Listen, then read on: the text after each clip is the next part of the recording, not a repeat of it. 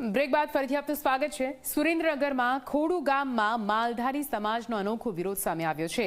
ગ્રામ પંચાયતમાં પોતાના પશુઓ લઈને આવ્યા હતા માલધારીઓ। ગૌચરની જમીનમાં દબાણ મામલે માલધારી સમાજમાં આક્રોશ ફેલાયેલો છે। ગ્રામ પંચાયતની કચેરીમાં પશુઓ સાથે માલધારીઓએ વિરોધ નોંધાવ્યો છે।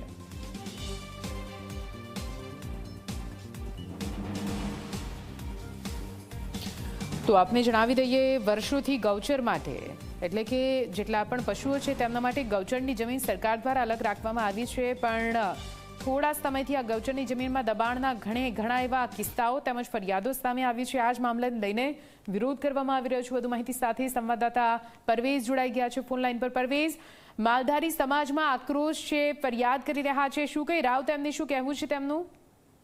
જી, સુરેન્દ્રનગર જિલ્લાના ખોડુ ગામમાં માલધારી સમાજ દ્વારા અનોખી રીતે વિરોધ દર્શાવવામાં આવ્યો છે।